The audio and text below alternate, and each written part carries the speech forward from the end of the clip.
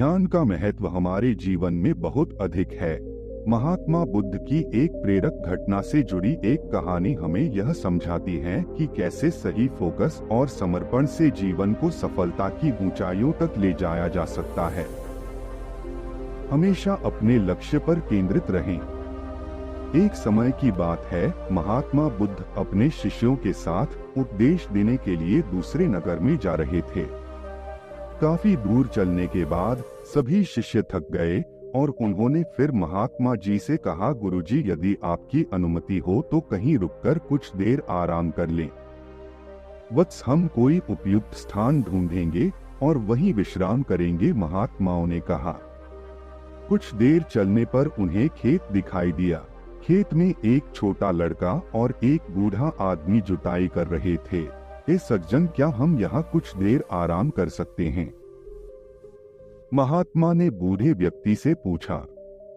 उस बूढ़े ने महात्मा को पहचान लिया और हाथ जोड़कर उनका अभिवादन किया और कहा, अरे महात्मा जी, यह हमारा सौभाग्य है कि आप हमारे खेत पर आए। तुम वहीं उस पेड़ के नीचे आराम करो, मैं जलपान करने की व्यवस्था कर दूंगा। तब महात्मा जी ने कहा, हे सज्जन, आप अपना काम पूरा करें, हमें कुछ नहीं चाहिए। फिर भी बूढ़ा नहीं माना और कुछ फल तोड़कर पानी देकर बूढ़ा अपने काम में लग गया। फिर सभी शिष्यों और महात्मा जी ने फल और पानी लिया और सभी वहीं आराम करने लगे। फिर बूढ़ा आदमी अपना काम करता रहा। फिर बूढ़े का पोता काम करते करते थक गया और मन ही मन सोचने लगा कि अभी तो आधा खेत ही जोता है, आधा खेत अभी बाकी है। अब मैं थोड़ा आराम करूंगा और फिर आधा खेत जोतूंगा। ऐसा सोचकर वह एक पेड़ के नीचे जाकर आराम करने लगा। पेड़ की ठंडी हवा से बूढ़े आदमी के पोते की आंखों पर असर पड़ा, लेकिन बूढ़ा आदमी काम करता रहा। फिर जब तक बूढ़े का पोता सोकर उठा तब तक बूढ़ा पूरा खेत जोत चुका था। वह दृश्य महात्मा जी और उनके शिष्यों ने देखा।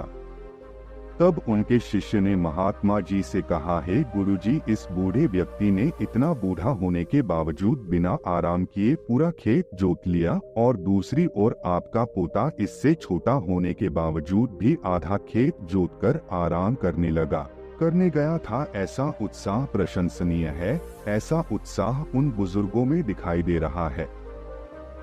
और उसका पोता थकान से विश्राम करने चला गया।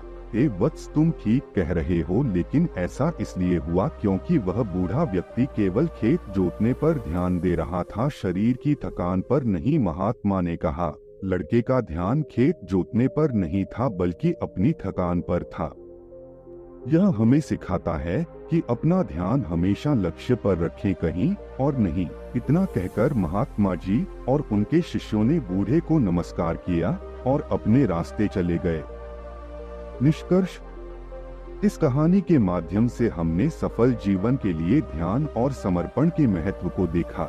यह हमें याद दिलाता है कि अपने लक्ष्यों को प्राप्त करने के लिए हमें समय समय पर आराम करने की आवश्यकता है। लेकिन इसका मतलब यह नहीं है कि हमें अपने काम में आलसी होने की अनुमति है।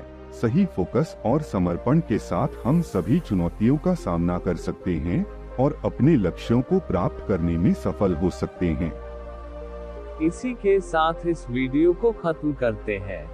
दोस्तों, उम्मीद करता हूँ आपको इस कहानी से एक अच्छी सीख मिली होगी। ये कहानी आपको कैसी लगी हमें कमेंट बॉक्स में कमेंट करके जरूर बताएं और साथ ही इस कहानी को अपने दोस्तों के साथ जरूर शेयर करें ताकि उन्हें भी इस कहानी से कुछ सीखने को मिल सके।